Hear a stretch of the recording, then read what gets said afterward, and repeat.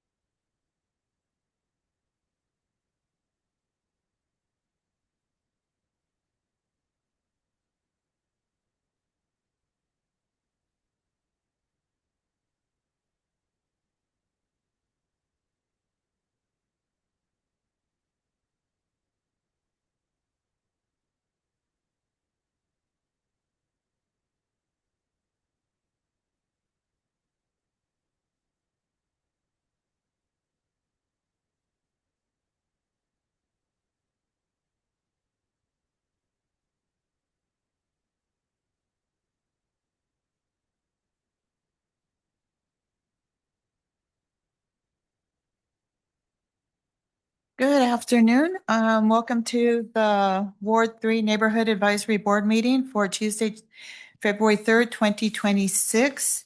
It looks like we have a quorum, so we'll start with item A1, the roll call, please. Thank you, Marie.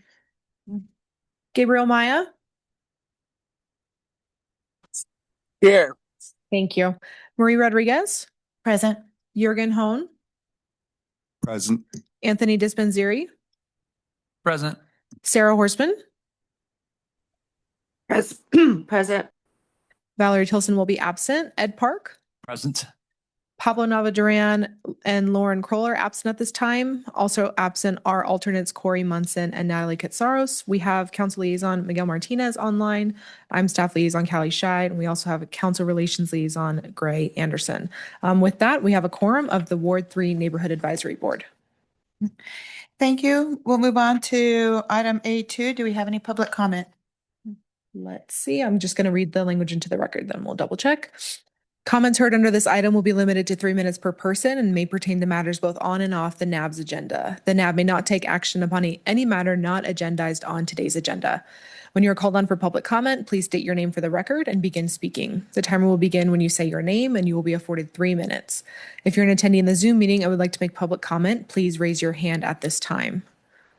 I do not have any public comment here in chambers. I don't have anyone online with their hand raised.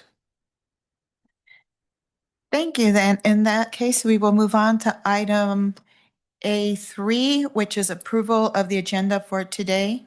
This is for possible action. Do we have a motion? Just one change for the Okay. board, if you don't mind. I'm happy to move the staff liaison report to the end. It's got a short training, so just in case we get more board members trickling in.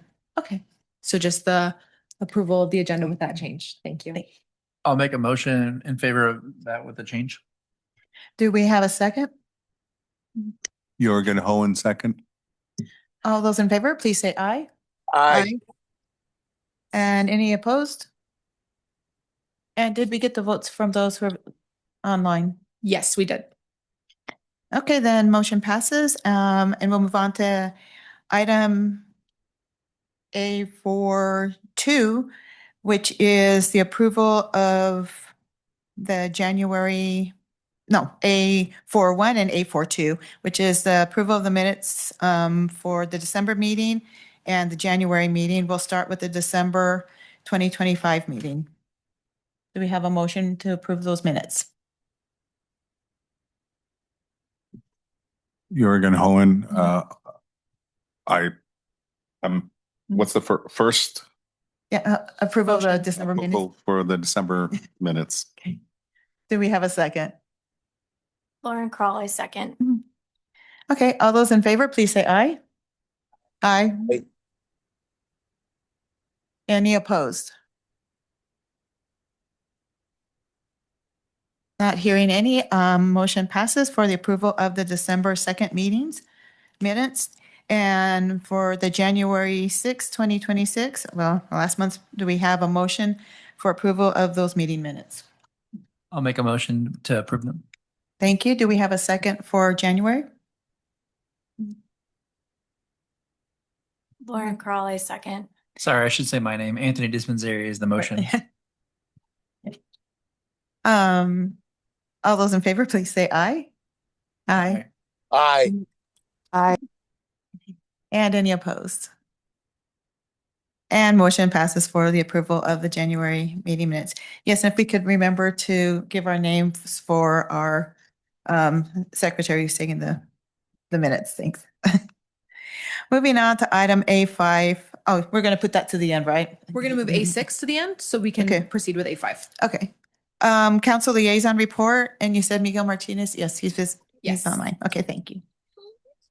Good evening, all. Thank you all for being at the Neighborhood Advisory Board meeting in February. Just a couple of updates. The first one is letting everybody know that the Reno Police Department is hosting a set of town halls throughout the city to engage more with our community members and answer any questions you all may have pertaining to any topic. I don't think they're centered around anything in particular, but if you have any questions, I know the chief and some of the executive level staff will be at these. And there's going to be 5, from what I understand, all broken up by the way the city is broken up, which they refer to as beats. And so if you have an opportunity to attend any of those, I just recommend you taking a look at that. The first one is going to be up in North Valleys, scheduled for Thursday, February 12th at 6 p.m. with the doors opening at 5 p.m. So it'll be at North Valleys High School, right there, 1470 East Golden Valley Road, February 12th. Doors open at 5 p.m. Again, you're welcome to join, ask any questions that you may have related to the Reno Police Department. And this is on top of the monthly updates that the mayor, along with the chief and Chief Cochran from the police department, from the fire department, excuse me, also provide once a month at the Public Safety Center. So last meeting at the Reno City Council, the city council approved the zoning change for the parcel that we talked about, I think, last meeting over on Stewart, and that's near the Riverside district. And so I think the Wells overlay was removed, along with changing the zoning to allow for that professional office to be able to be converted into multifamily housing. And so I appreciate your comments, and I tried my best to mention those to the other council members while we had our briefings or meetings with them. And we got unanimous support to push that forward. So those are the only 2 updates that I have for this month, and just wanted to make myself available. If you have any questions or comments, I'm here. And again, thank you for your service to Ward 3. Glenn Martinez. As we're moving the staff liaison report to the end, we'll move on to item B, which is development project review. And it looks like we have item B1, which is LDC 26-00036, which is a Costco fuel expansion. We have the applicant's representative, Luke, online. Luke, whenever you're ready to unmute your mic, state your name for the record. You'll just need to let me know when you want me to switch between slides. Got it. Is there any way Mason McGonigal was going to run this meeting? Oh, no problem. I will promote him to panelist right now. Thank you. Yep.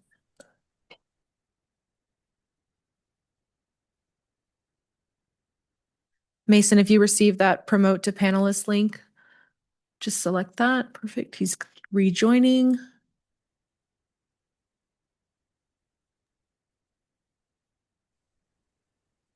Thank you. Can you hear me? Yes, we can hear you. Okay, I'll just let you know when to proceed to the next slide. Sounds good. All right, thank you. This evening, we're sharing information about the Costco Reno Fuel Facility on-site relocation project. To begin, I'll introduce our project team. My name is Mace McGonigal. I am a senior planner with Core States Group and the primary contact for this project. Our project team includes Costco's real estate development manager, Kayleen Burnett. Our transportation engineering consultant is Christine Connolly from Kittleson and Associates. The team's architectural consultant, Bahar Kasravi, is here from MG2. From Core States Group, we also have Megan Palmer, our senior civil engineer, Luke McLeod, our assistant planner, and Julie Anderson, the senior planner and planning team lead for Costco projects. The Costco Fuel Facility on-site relocation project is located in the Ward 3 Neighborhood Advisory Board and is in the Neighborhood Commercial Zoning District. The location of the project site is 2155 Harvard Way in Reno, and the project is being reviewed by the city under application number LDC 26-00036. Next slide, please.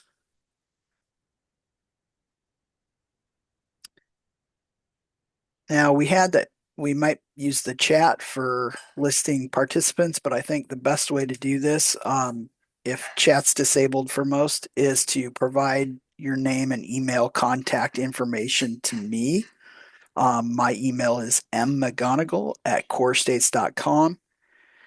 And feel free to email me tonight or any time in the next week following this meeting. My email address will be shown again at the end of this presentation. Next slide, please. Here we see the overall site plan for the Costco warehouse and fuel facility project site at 2155 Harvard Way. The project area is shown in black, which includes the relocated fuel facility and parking area in the parcel west of the Costco warehouse. We'll talk about the project layout and the objectives of this project in just a bit. Next slide, please. For our meeting format, we'll run through the slide presentation, then open the floor for board member questions, followed by public comments and questions. A summary of this meeting will be included with the project application with the city. The intent of this meeting is to gather community feedback regarding the project at hand only. So if you've heard of or read about any other Costco projects in their early stages or currently underway in Reno or elsewhere, please be aware that this meeting focuses solely on the Costco fuel facility on-site relocation located at 2155 Harvard Way in Reno. Next slide, please. The Costco project location is shown on this slide. The existing fuel facility is located just west of the Costco warehouse across Harvard Way. Currently, all ingress to the fuel facility is provided at Harvard Way, with egress from the fuel facility directed past the parking area to the south and out to Steen Drive. The current location presents known vehicle queuing issues where during peak hours, vehicles begin to back up from the fuel queues onto Harvard Way. The goal of this project is really to address these issues by decreasing existing queue maximums and wait times for an improved customer experience at the pump. So hopefully you can see there the fuel facility to the left across Harvard Way, just northwest of the warehouse, with a parking area just to the south of that. Next slide, please.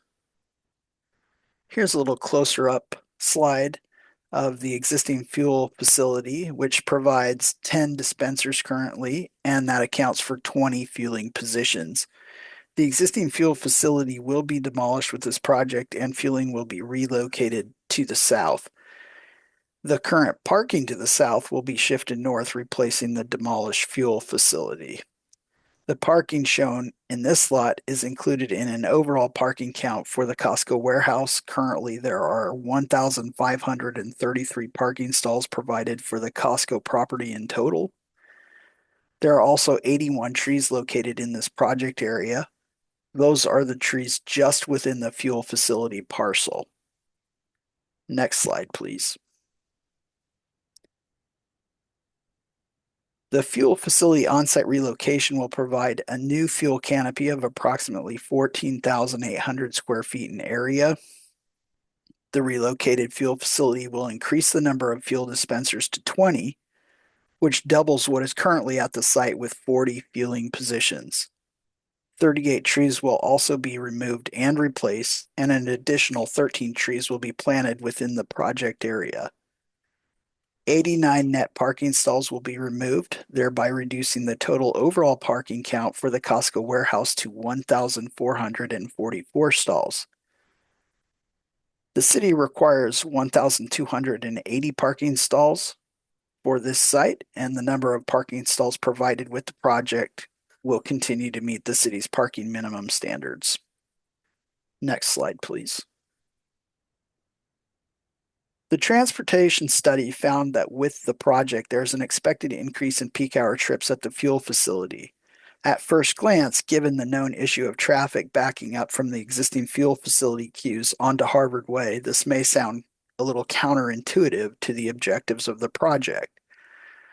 How, after all, do newly generated trips not have a significant negative impact on existing traffic operations when existing traffic operations are already impacted? Using information from the transportation study, we'll iron this out. The transportation study shows that the existing fuel facility generates 120 weekday peak hour trips and 134 Saturday peak hour trips. 184 trips, or 92 inbound and outbound trips, will be generated by the newly relocated fuel facility during the same weekday peak hour. Similarly, Saturday midday peak hour trips are expected to increase with the project. To understand this better, the new fuel facility is expected to generate approximately 58% more added trips during peak hours. But to help reduce traffic impacts, the project increases the number of fuel dispensers and fueling positions by 100% while revisiting the site layout for better vehicle circulation. How these added dispensers and site improvements offset existing traffic issues can be further visualized on the next slide. Next slide, please.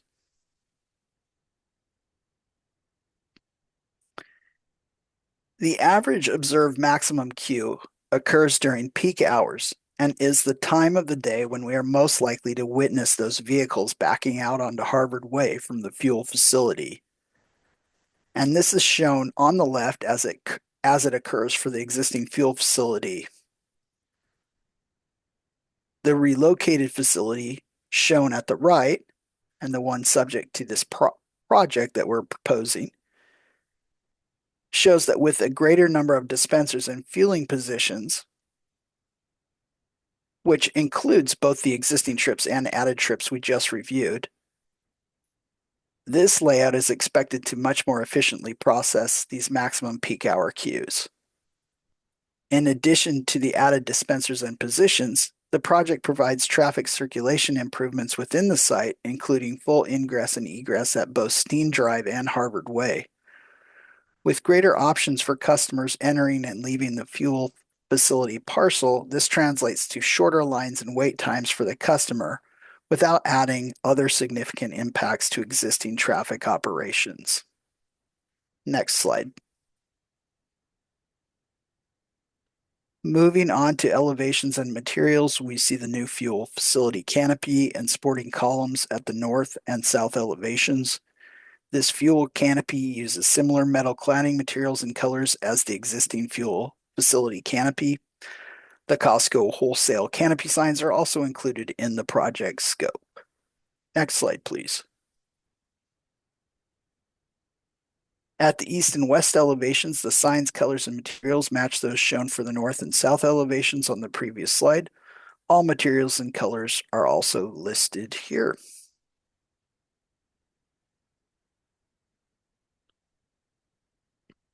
Next slide, please. And that concludes our meeting presentation. I want to say thank you to all who were in attendance this evening, and we'll open the floor now to the board to provide comments or questions. Following that, we'll field any other participant questions and comments. If you are a participant and you don't wish to speak this evening, or a comment or question comes up later, please again feel free to reach out to me by email. My email address is mmcgonagall@corestates.com. And if you're able to leave the slide up, the next slide also provides a little thank you slide after this one. A thank you for everyone, and then also some contact information and the expected Planning Commission hearing date for this project, which is on March 18th at 5:30.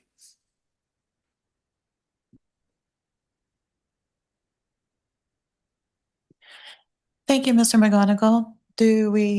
Are there any comments or questions regarding this presentation from the board? I have several. Okay. First off, I'm very excited about this project. As somebody, Name. oh, sorry, Anthony Dispensary, for the record. I will do my best to remember. I'm very excited about this project. As somebody who regularly uses this facility and observes the traffic challenges that currently exist with it. A couple of questions I have around it. Do you know if there will be, if you guys are going to add diesel capacity in addition to the regular fuel that you have? I know that the Sparks facility currently has diesel, but it's the only one in the region that offers that. And I didn't know if there was going to be a capacity addition for that as well.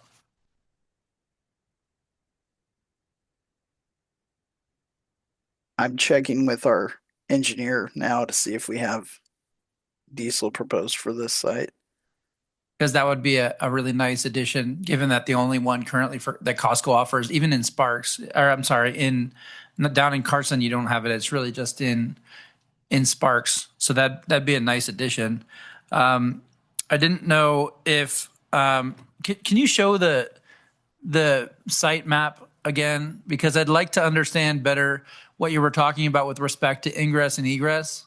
And how that's going to improve. It was hard to tell. Like, obviously, you can see there's one really narrow entrance right now where the traffic Yeah. backs up. And even once you get into the neck, you really can't make a left and go to the left side, which actually has more capacity. There are 3 of the filling stations on the left, only 2 on the right.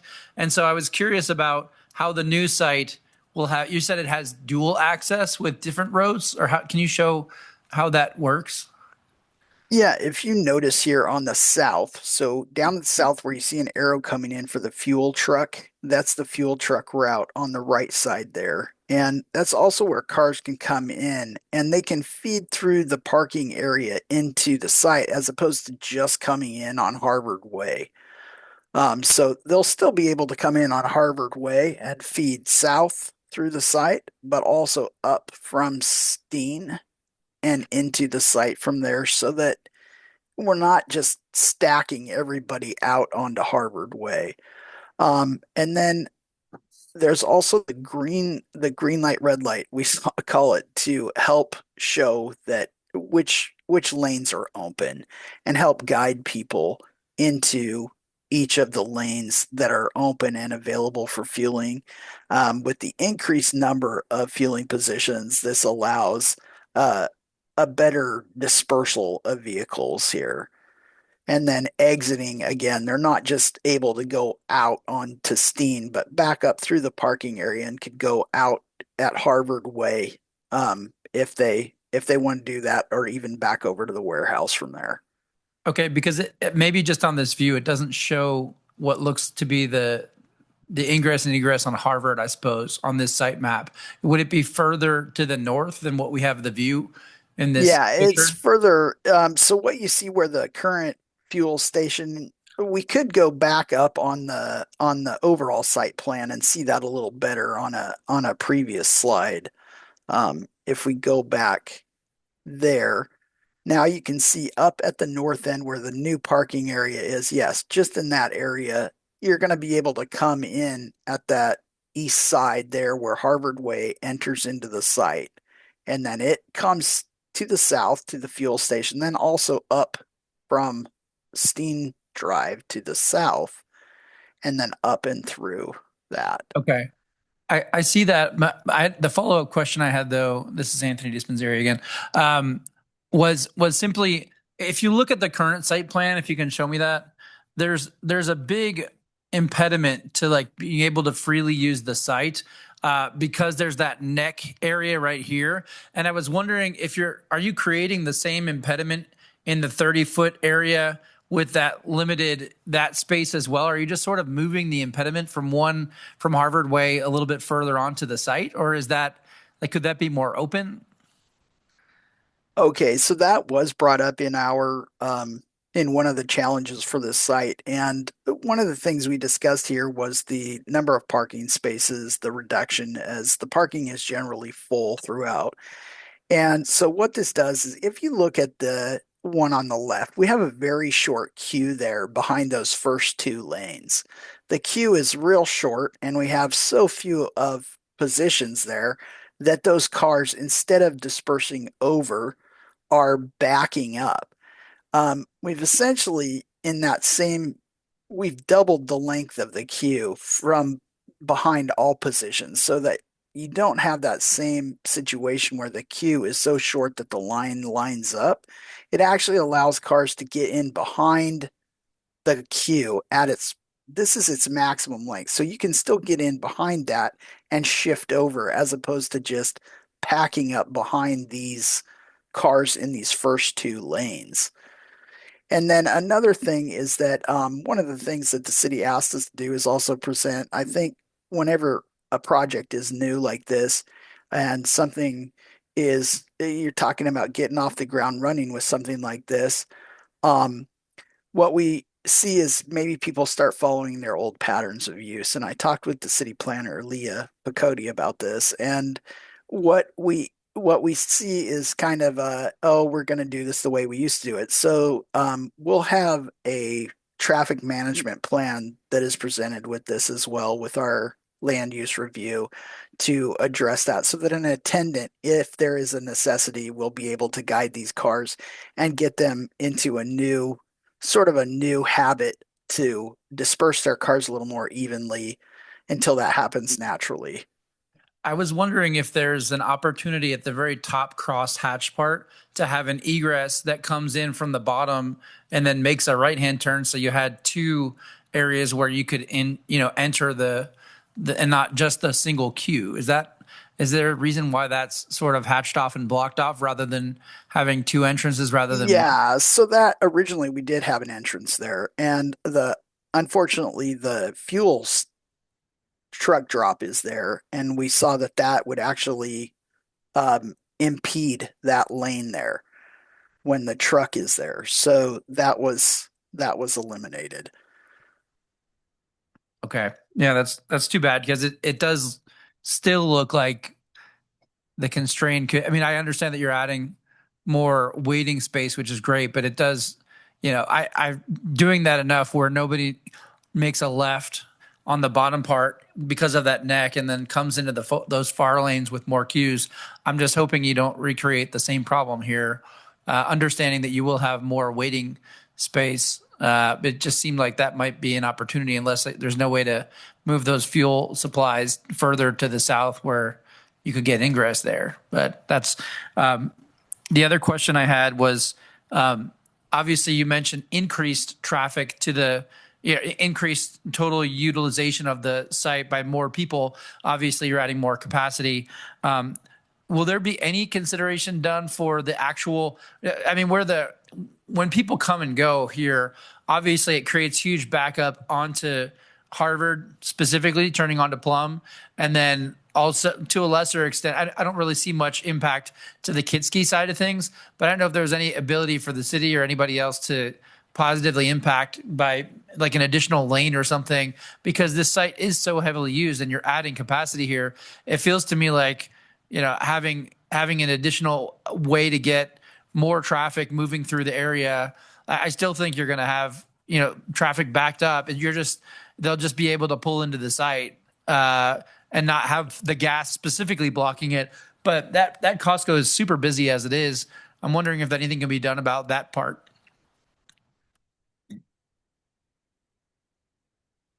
For this particular project, that's not proposed, but we do take notes of these, and Costco does take everything stated into consideration. And then also to go back to your diesel question, we've asked our um, real real estate development manager, Kayleen, and she's answering that yes, we are doing diesel at Reno, and so there is that there. Um, That's great. and then it's being considered for other sites as well. That's wonderful. Thank you for that. The final question I had was specifically about the trees. I know you're replacing and then adding more trees.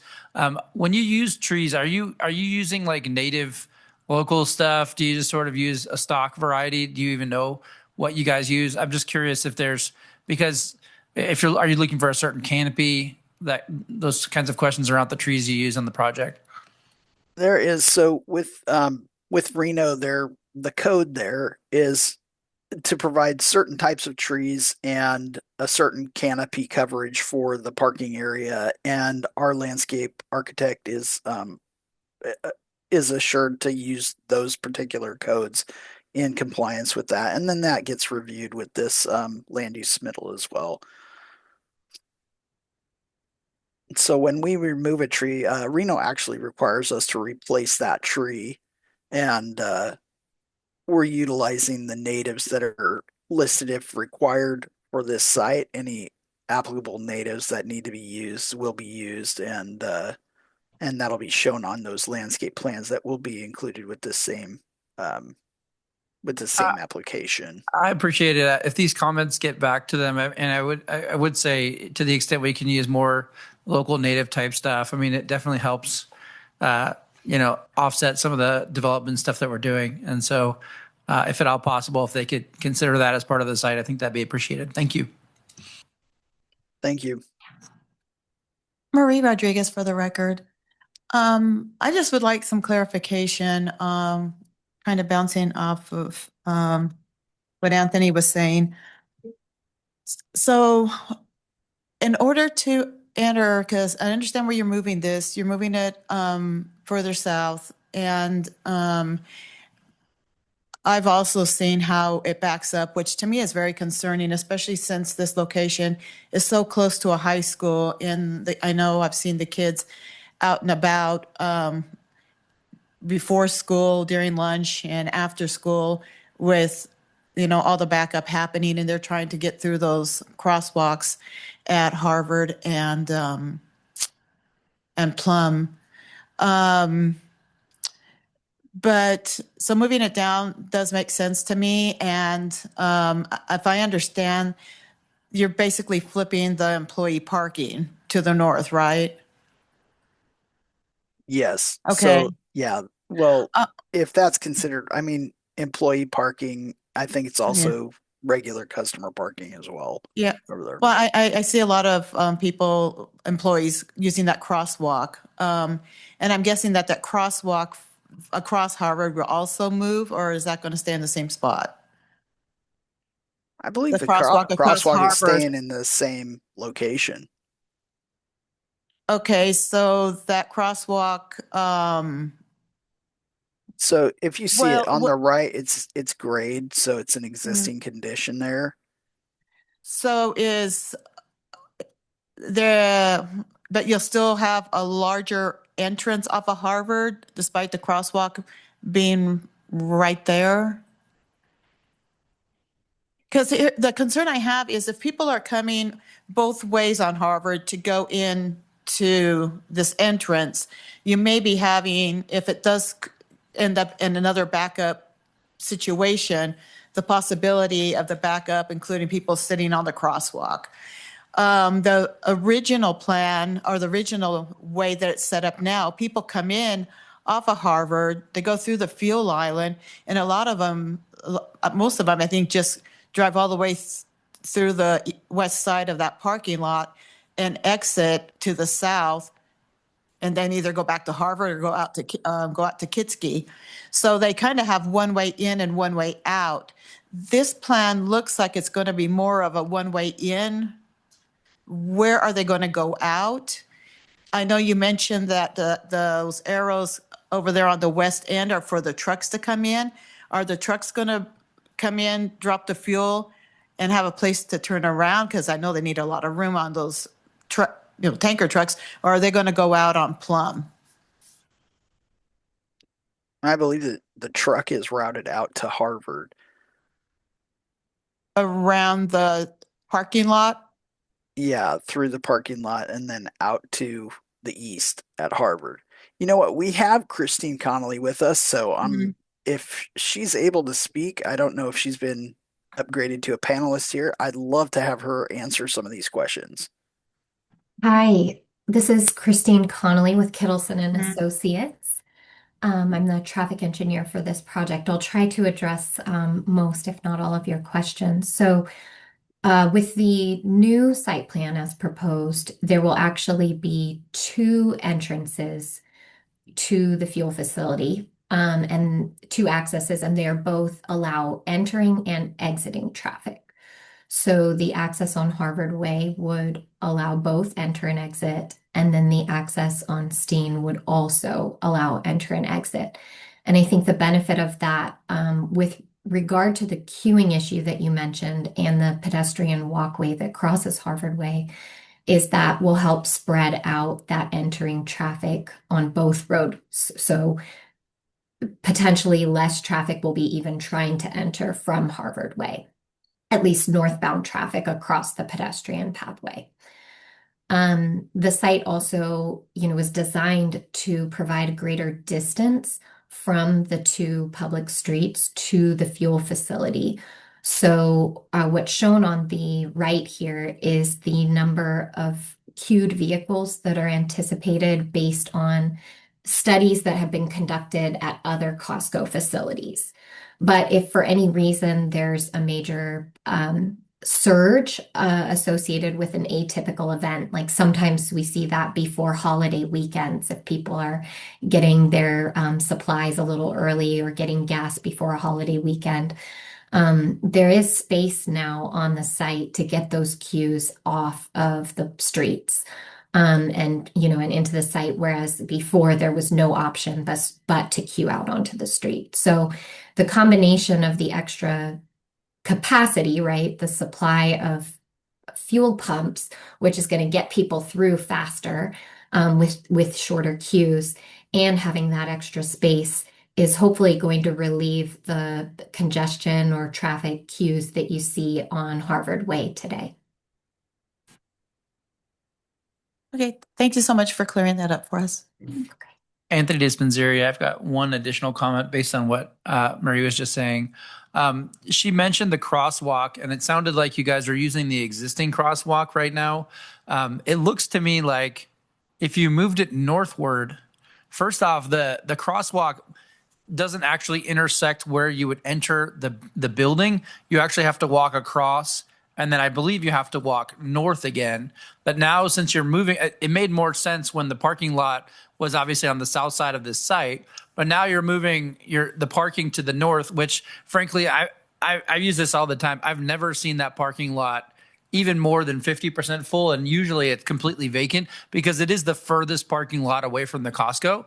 And so I guess my question is, if you moved the crosswalk northward and just had it come directly off the parking lot, it just seemed like it would be a lot more intuitive for who was ever going to actually park there to use it. And it would also give you better access to the building where you don't have to walk south to then walk north again. My concern, I guess, is that you're going to have people that sort of ignore the crosswalk because it's too far away and try to cross the street at a less safe position potentially. I don't know if you've considered those items, but it would also allow you, instead of the 30-foot egress you had there, if you moved it northward, you probably could get a little bit more space to maybe get two cars that could drive, or I don't know if it's two or whatever, but enough, a little bit more. You would ease the neck that you've created in this design. Obviously, you already don't have a double entry into the site, but it seemed like if you move that northward, at least you could maybe get a little bit more. You could have more cars filter in through and get into those waiting spots easier.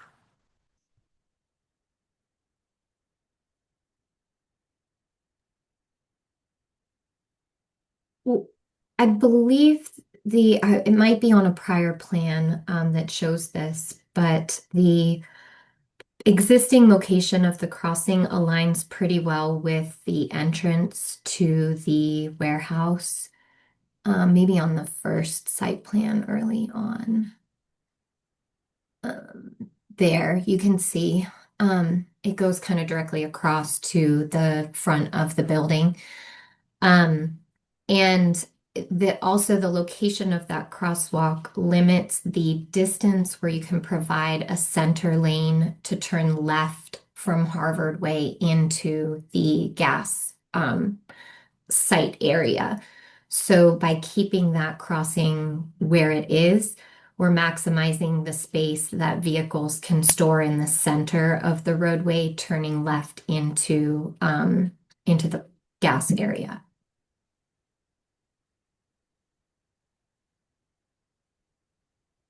Lauren Kroll, I have a question.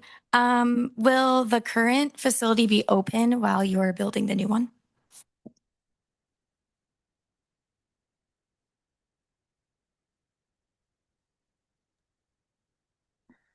Hi, this is Kayleen Burnett from Costco Wholesale, for the record. Typically, we do keep the existing fueling station open while we build a new station. Um, I'll have to check on the construction staging and get back to you. We want to make sure that members are able to access the station safely, as long and along with the construction crew that will be on site.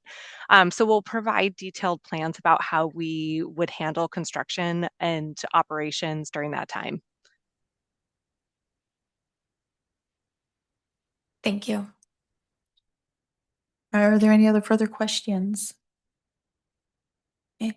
Or Thank make you sure very we much. check in with Sarah online. Sarah, if you have any questions.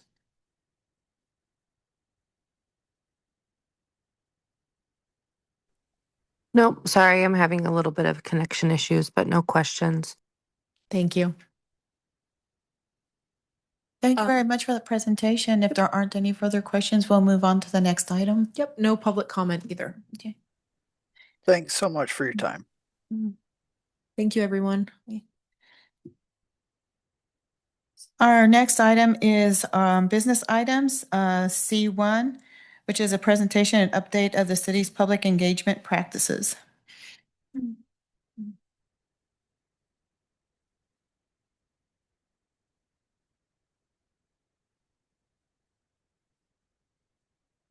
Evening now. Members of the Ward 3 NAB, my name is Cynthia Esparza. I'm the Director of Community Engagement and Services. I was telling Cynthia, who will be joining me here, that I used to work with the Ward 3 NAB and I haven't been to a NAB in quite some time. So thank you for having me back. The intent of today's presentation is to provide an update on public engagement and what the city is doing. Last summer, we had a public engagement review process. We received quite a bit of feedback from the community, over 700 touch points in person and surveys. And based on all that feedback, we are adopting a framework and are making adjustments internally. There is a soft rollout that we're doing right now with a couple projects, and we are here to get your input to see if there's anything missing before we finalize that plan, and also highlight ways that we are currently providing information to the community. And I'm joined by Cynthia Parra, who's one of our interns. She is with the School of Social Work. She's been part of this project from the beginning, and as part of an internship, it's important to provide a robust experience, and public speaking is one of them. So Cynthia is presenting today, and I will be here to support and answer any questions as well. Thank you. Hi, everyone. My name is Cynthia Parra. Thank you to Cynthia for my introduction. And yes, I'm here to talk about the public engagement practices. And I am an intern, so I'm really excited to be here and to be talking to you guys about this. So I'm ready for the next slide. Okay, so to kind of start off, we are really looking at the different ways in which we are able to currently engage with the residents of the city of Reno. So on this slide, you can see a variety of different ways. And, you know, for an example right now, at a board and commission meeting, surveys, online forms, meet and greets. And over the years, we have also been able to increase our online forms and surveys to expand access, but also maintain in-person engagement opportunities. And through these channels, we continue to hear from the community on issues that are important to them and kind of receive that feedback and have that connection. And all of these different areas that you see up here don't include our social media presence across 5 different social media platforms in which we have over 340,000 followers and subscribers. So when talking about public engagement and kind of looking at why does this matter, public engagement is extremely important in shaping local policies, programs, and initiatives. And kind of looking at these 4 areas, it's super important in fostering trust and transparency between residents and local government, and also ensuring that policies and services reflect what the real community needs. And also when thinking about decision making, public engagement provides real world insights that help decision makers identify impacts and also gaps before policies become finalized. And when thinking about participation, you know, we really want to emphasize that we would like stronger civic participation. So really encouraging resident involvement and also building long-term community partnerships. So all of these things, you know, when putting that into effective public engagement, that really leads to better policies and outcomes, more efficient use of resources, and stronger and more resilient communities. So when looking at the levels of participation, specifically looking at advisors, that in kind of the orbits of participation, you are all advisors, being a part of a boarding commission. This is where you all provide your expertise and your specialized knowledge and insights, which, can when you bring this here and when you bring this to a meeting, kind of connecting with the city, connecting with your staff liaison, you're able to kind of put your knowledge and your expertise out there and have you see what's going on in your neighborhood and you see daily things that maybe someone who doesn't live there sees, and when you're here you're able to serve as a bridge between the community and the city, which elevates community perspectives within formal civic processes. So, as Cynthia had mentioned, when this really began in early June of 2025, we conducted, a variety of different community engagement outreach to get feedback and responses and hear the community on, how they're engaging and what they would prefer. So we had 6 drop-in sessions, 2 community meetings, 2 boarding commission meetings, and through an online survey that was open for a month, we were able to get 358 survey responses from the community on, their preferences, to also understand, how they are engaging, how the community is engaging, and what they would like going forward. So through this survey, these are kind of some of the findings that we found for preferences. So I am going to focus in on location, structure, content, and feedback. So through the survey, we can see here that it was kind of divided. Libraries had a 19% preference, parks 18%, and city hall 17%. So what this helped us find was that people want engagement in familiar and accessible spaces. And when looking at structure, we found that the community would like more informal forms of engagement. So things such as workshops, town halls, coffee with council members. That was what we found through this survey. And then when looking at content, for having meetings, it was found that 44% through the survey preferred to have meetings that are focusing specifically on one topic. And then, that way having a focus can help to avoid sitting through long agendas and also avoid limits on, providing input on a topic of interest. And when looking at feedback, the community prefers to have an online tool such as a survey to be able to provide feedback. So having something on Reno.Gov where they can, really put their feedback on a different event or a meeting on there. And we found that many communities have been able to integrate hubs like this online. So that's something we're looking forward to implement in the near future.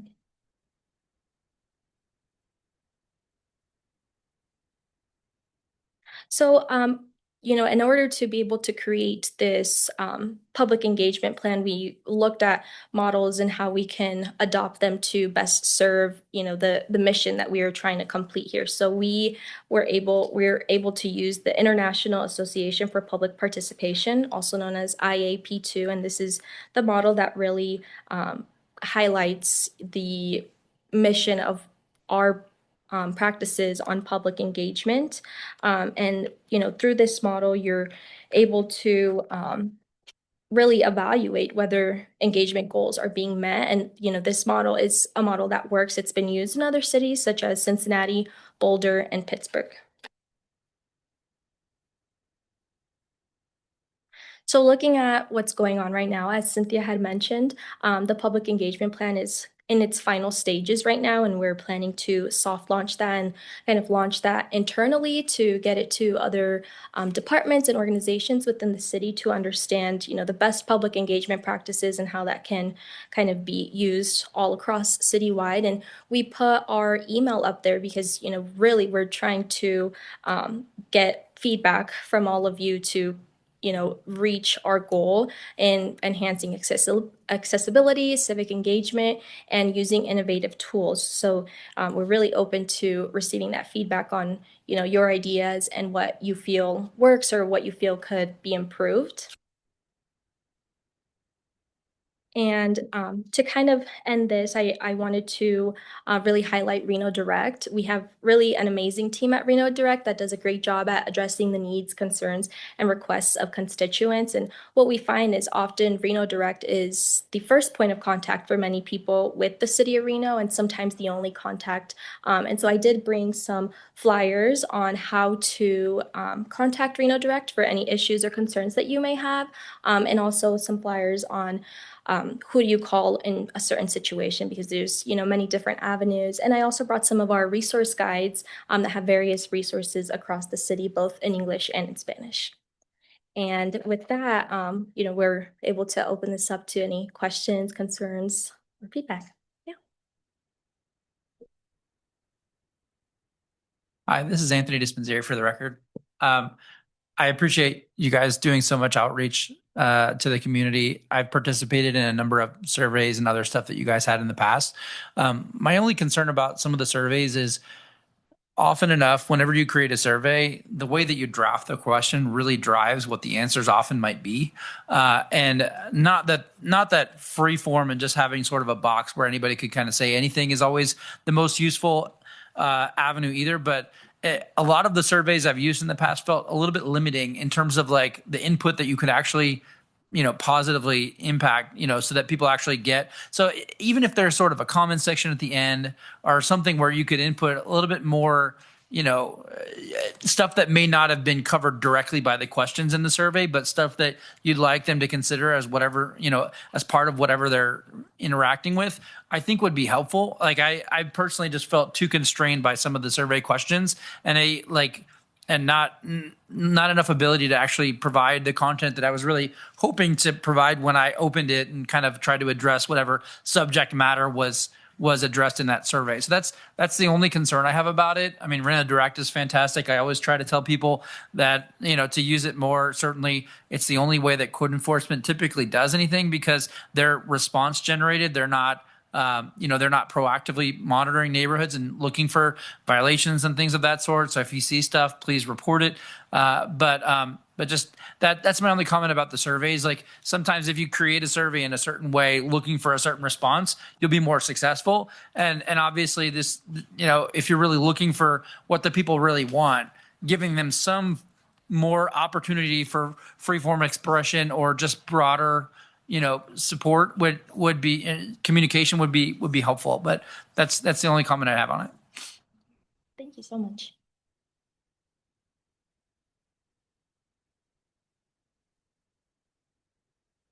Any other comments or questions? Do we have any from anybody online? We have Sarah and Pablo online if they have any questions.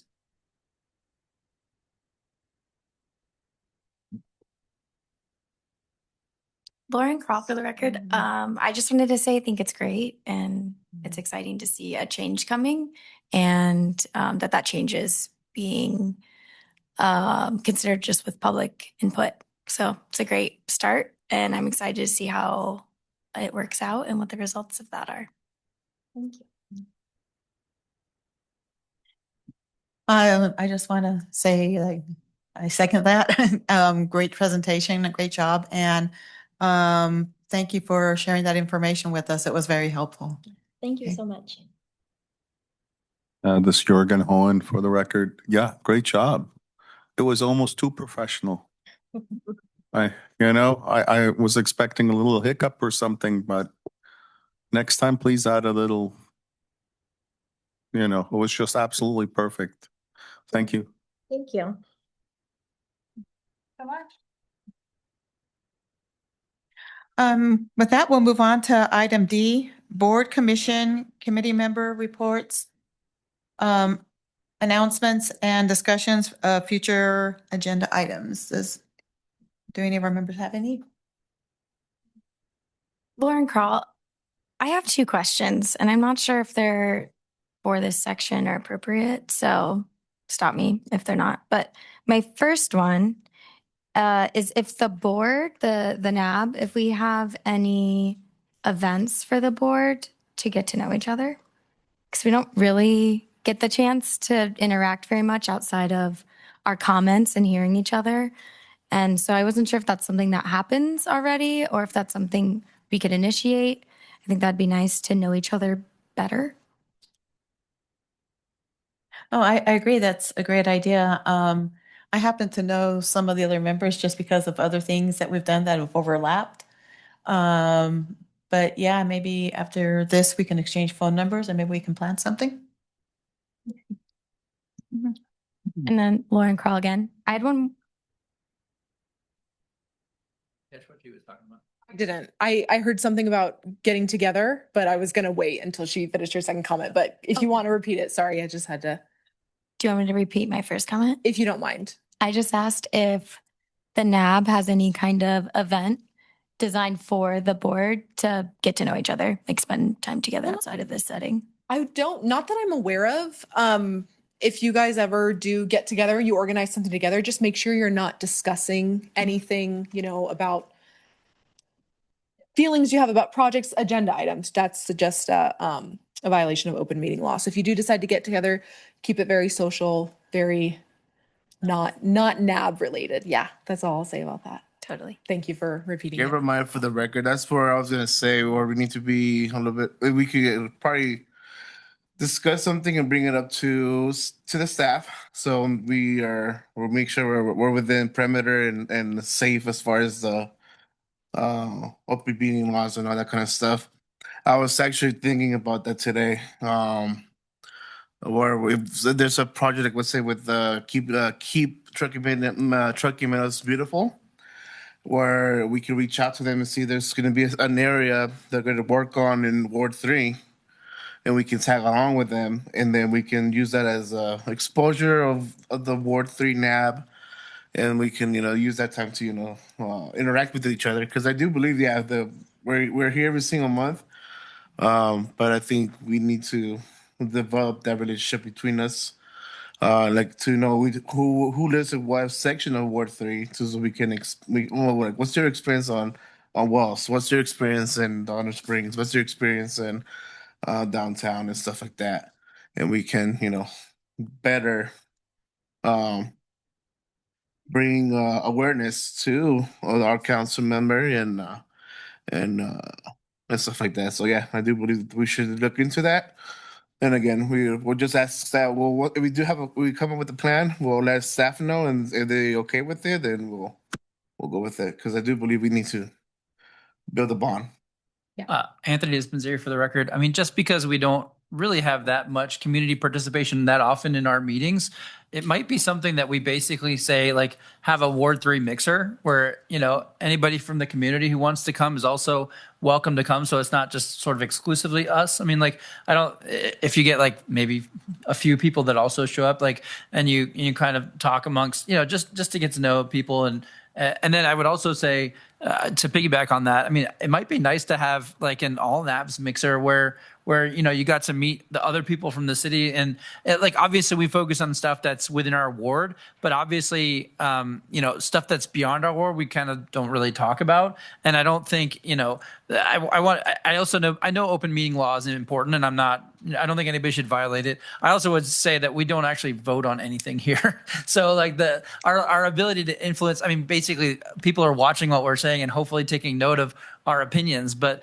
our vote we don't even vote on anything. So it's not like we're really, other than just voicing public opinion, we're not, there's no clandestine backroom deals that are happening here that could be affected. But I mean, nonetheless, it'd be nice, I think, to, have a mixer with maybe the commissioners, everybody from the various NABs around the city, and maybe like once a year kind of event. Thank you for volunteering, and nice to meet your fellow people who are also engaged in making the city a better place.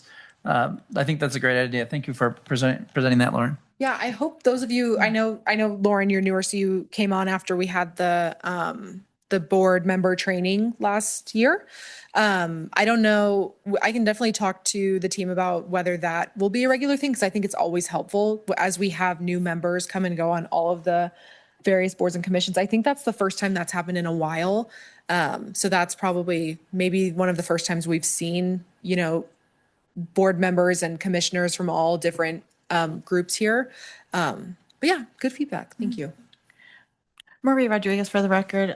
Just to go off of what you were saying, I have seen like those coffees with the city councilman and type of events and things like that. So if we did decide to have an event like this, we could contact you about maybe putting it out on the Reno website so that we Yeah, I could think get out if to the it's something community. that Councilmember Martinez is spearheading and having, his relations team put together, then I think yes. I know that I believe that Councilmember Martinez is looking at hosting a coffee with a council member. Yeah. And if and when he does, it'll be distributed to the Ward 3 newsletter. So you'll definitely receive word about that. But if you're looking at putting something together, I would kind of lodge your interest with Councilmember Martinez, and then he can kind of organize staff to start putting some stuff together. Okay. Yeah. Well, that's meaning like if we decided to say like, coffee with a nab, or something like that, if we wanted to do I something like think that. the best opportunity to do that would be here at the meeting, Mhm. and then kind of following up with some of that other kind of outreach stuff. Okay. Yeah. Thank you. Mhm. Anyone else? Anthony Dispensary. I don't know if Councilmember Martinez, if he's still on, if you thought about if you had any opinions on any of those ideas. Yeah, I'm still here. I think, as Kelly alluded to, I think that I am in the works with my liaison team to figure out a time to do that coffee with a council member. I think we were thinking sometime in April or May to get that squared away. And we were thinking to maybe do it on a Saturday morning just to make sure it isn't during the work week, like Monday through Friday. So maybe getting more people out. And obviously, you all are all welcome to join and use that as an avenue to try to get more Ward 3 folks out. But again, another avenue maybe for you all to also connect with each other and discuss some of the things that you've brought up here. But if that doesn't work or you want to continue the conversation and looking at other avenues, I'm definitely up to continuing that conversation and would love to just talk to that about that more if you have more comments.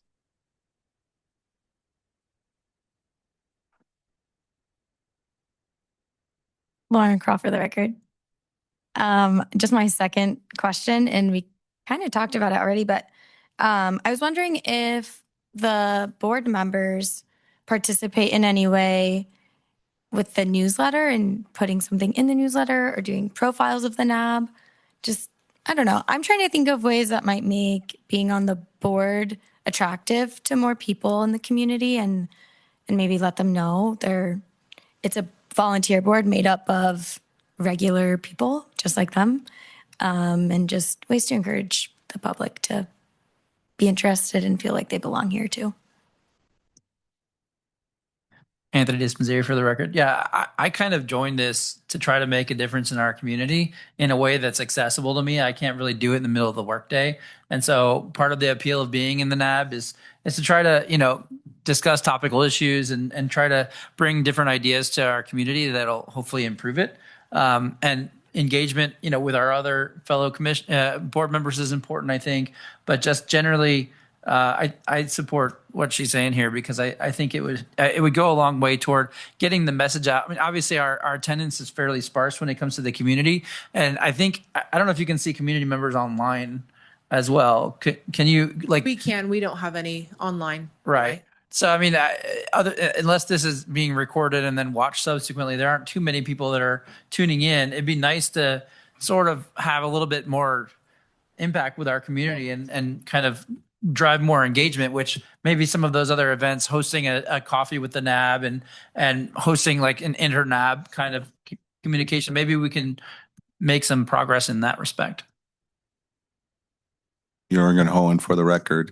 Yeah, look, Anthony, I think we do guide by asking the questions that we ask, and we help guide proposals and kind of common thinking before we help projects and companies mature their presentation. So even though we are not voting, we do drive narrative, and I don't know how we communicate that. That's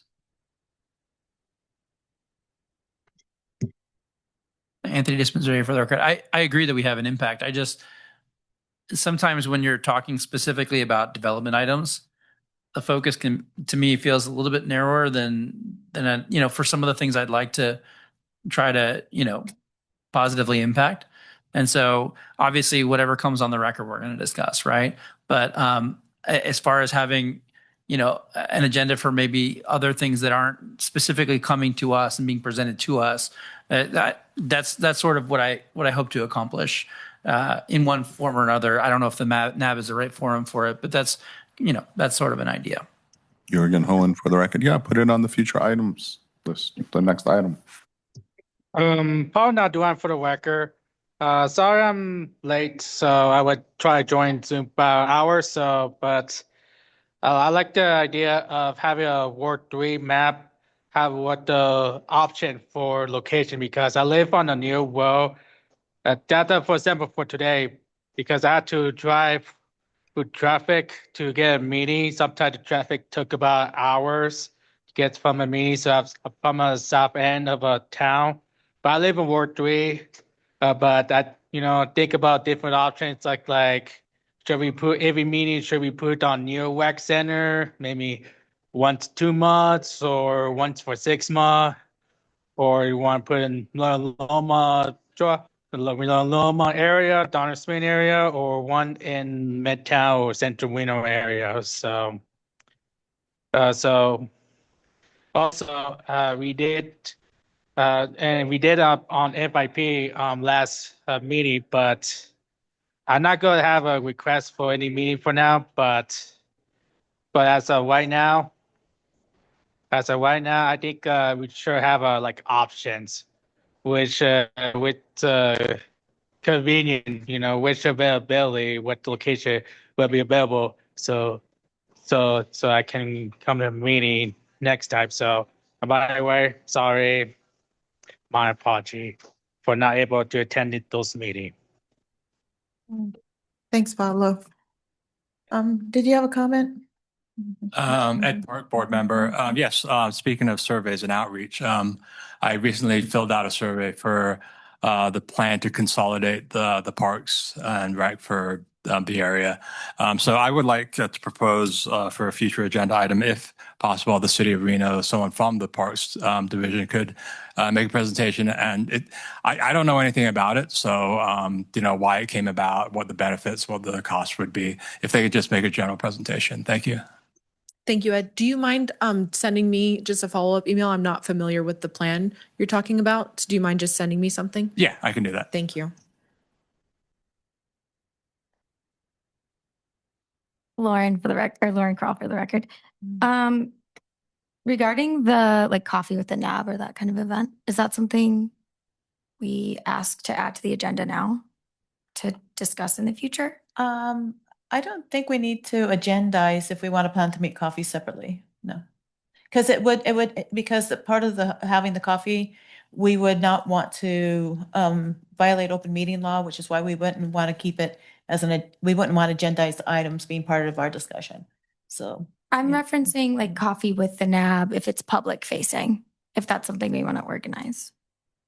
Or maybe just for in a future meeting, bring it up during. Is that what you were saying, that we would reach out to Councilman Martinez? We would just announce it. Know that we would use kind of the public meeting to organize that. I think that would be something you guys would need to organize and then bring to the council. And then bring member. to Councilman Martinez. Yeah, we can talk about it. Yeah.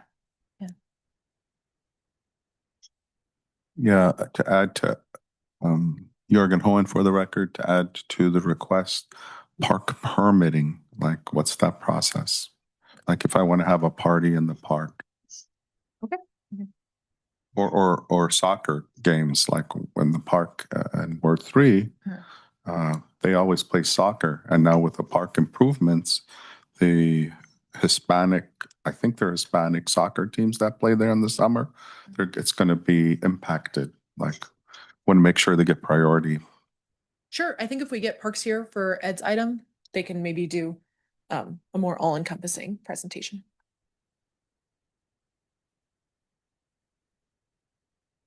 If there's no other comments, we'll move on. I think Sarah, sorry, Sarah I'm has sorry. her hand raised. Sorry, Sarah, go ahead.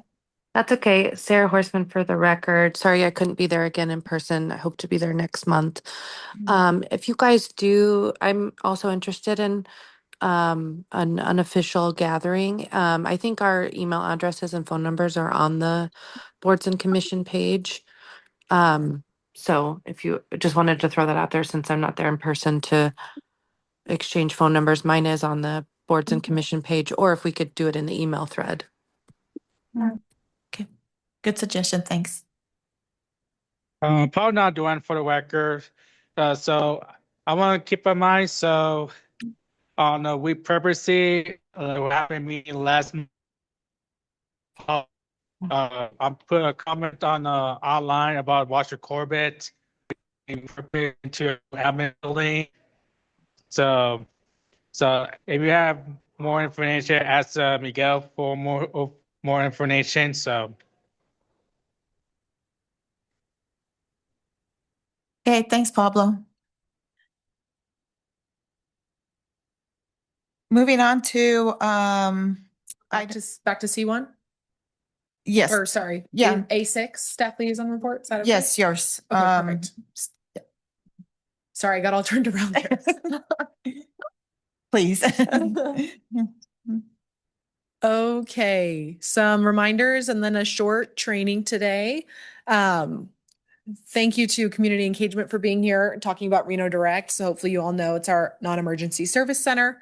Any questions, general questions you have, if you need a pothole filled, if you have some other service request, send it over to Reno Direct. The city's newsletters, we've seen this a couple times. If you're looking to stay informed about Ward 3, subscribe to the Ward 3 newsletter. You all should be subscribed. That's where we send out the agendas. If you're looking for incoming development projects or planning commission agendas, you'll want to subscribe to the development projects newsletter. And for city council agendas, just subscribe to council agendas. You'll find the newsletters at the Reno.Gov site. Just select how do I then sign up for our newsletters. Some upcoming engagement opportunities. Vice Mayor Martinez mentioned the RPD Community Town Hall. This is intended to be part of a series. The first one will be at North Valleys High School next Thursday, February 12th from 6 to 7:30. Doors will open to the public at 5 p.m. We'll have a couple of different tablers. This is, like I said, the first of a series. And like Vice Mayor Martinez mentioned, they're organized by beats. So this one is kind of more geared towards 1, 4, and 5. That's the North Beat. But if you're looking to get some information from RPD, this is a good opportunity, but stay tuned for the future events there. And I'll be sure to remind the NAB about those. Then we have a Reno Ranger Walk on Saturday, February 14th from 2 to 3 at Fisherman's Park. That'll be a guided information walk with Parks and Rec park rangers. Some board membership updates. We currently have 2 regular member vacancies. So if you know anyone who's interested in serving on the board, you can direct them to Reno.Gov/boards. There's a button there to apply. You can apply for 3 boards at a time. If anyone here is interested on serving on another board, you can also apply there. A lot of our boards are pretty full, the non-NAB. So if you just have a question about if a board is full, just let me know. I'll check and we'll see if there are any vacancies there. Tonight's project feedback and public comment. I believe the agenda says February 18th. The applicant let me know it's been pushed back to March 18th. So if you can get your project review worksheets and feedback sent in by next Friday, I can get that routed over. If you send it in later, we can still get anything routed before the meeting happens. So just keep an eye on that. And then one of our officers, chair, vice chair, secretary, submit some public comment just summarizing what we talked about today. This is not a formal recommendation to the Planning Commission saying the NAB thinks you should vote yes. It's just, we talked about today, there were concerns about queuing, traffic, that sort of thing. But any board member is more than welcome to submit public comment on any item without this requirement. All right, this month's training is going to focus on how to prepare for meetings. The goal is to make sure you all know where to find important meeting information to ensure you are as prepared for the meeting as possible. To begin, you all know how important it is to confirm your attendance because I say it every single month. So make sure I know the calendar invitations are a bit finicky, so thank you for being patient with me on those. But accept those, respond to the quarterly quorum emails. You can email me, you can respond to Jurgen if he reaches out to you. I want to emphasize the importance of letting us know if you won't be in attendance. The resolution that was passed in August states that if you have 3 or more unexcused absences, you can be automatically removed from the board. This is at the direction of the council liaison. So they have the final say, but just even if you're not going to be here, just let me know. It doesn't count as an unexcused absence. We're going to do a pop quiz question because I say this all the time. Which agenda would you select if you want to see all the items and their attachments in your web browser? Shout it out. It's the HTML, people. Okay, so I always recommend viewing the HTML agenda. You can select that HTML packet. I don't know why they're different. They look the exact same, but this will open the agenda in your web browser. It'll have all of the attachments that have been uploaded listed with a paperclip icon. If you want the entire packet to download to your device, go ahead and select that. I don't recommend the PDF packet. That's what we give you all when you're here, that packet in front of you. It just doesn't include any of the attachments. Okay, so in reviewing the agenda for Tuesday meetings, which the NAB is always on the first Tuesday of the month, agendas will usually be posted by the Wednesday before. So that's about 3 business days. We have to post it 3 business days by 9 a.m. So that's technically Thursday at 9 a.m. So we always post it by Wednesday. So if you have not received the newsletter, and you're thinking, gosh, I wonder when the agenda is going to be posted. If it's Wednesday the night before, the agenda should be posted. So go to Reno.Gov/meetings and take a look at it. What I'd like you to pay attention when you review the minutes or review the agenda are first the minutes. Your secretary works very hard on putting those minutes together. So you should take a look, make sure they're accurate.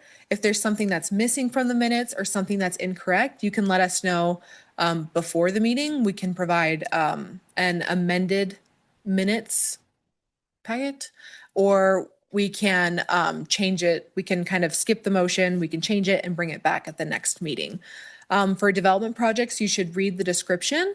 If you're looking for a broad overview, you can take a look at that newsletter that's sent out. If you'll remember from a past training, that newsletter is stored on the website, but I'll show you where you can find that training in the next slide.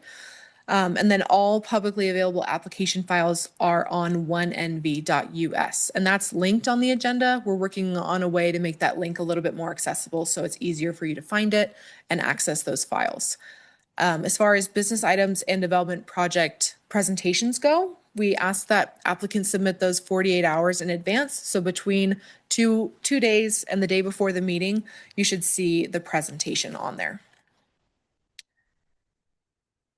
Like I mentioned, if you're looking for more information on development, I've taken the training that I gave last year. I think it was in October about finding development information, and it's been kind of reformatted into a YouTube video and a separate set of PowerPoint slides.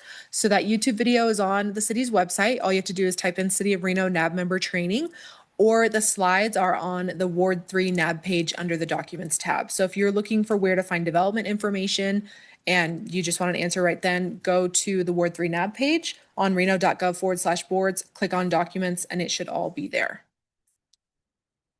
Second and final question of the night. Where do you find the Zoom link to join the meeting virtually? It's in a couple places. It's on the website. It's in the agenda. It's should be in the calendar invitation. And then it's also on the agenda newsletter that's sent out when the agenda is posted. So if you're looking for the Zoom meeting, that's where you'll find it in a couple of different places.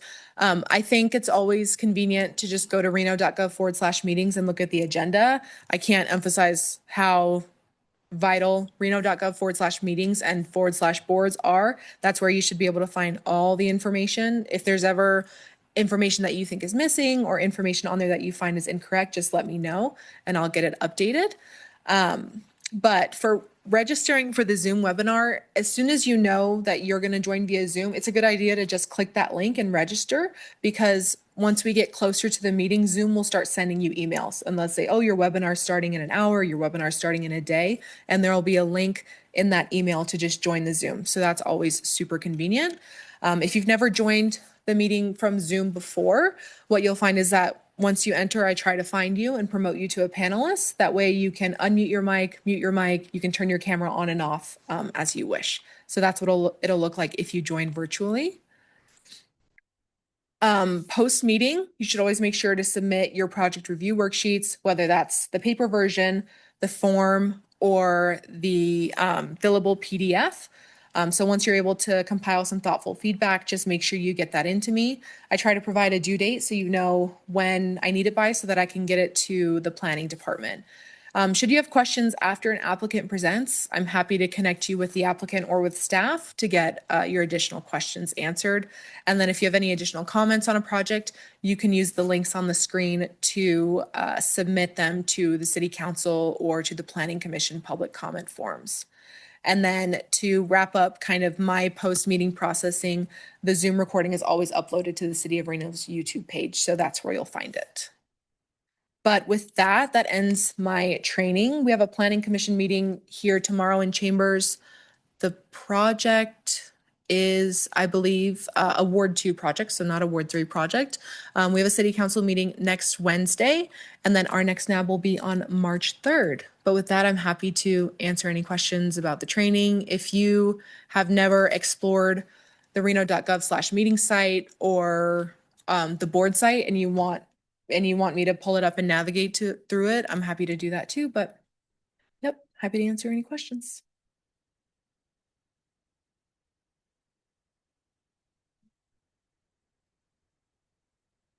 Great. Nothing online with no questions. We'll move on to public comment. Do we have any public comment? I do not have any public comment in person or online. Okay.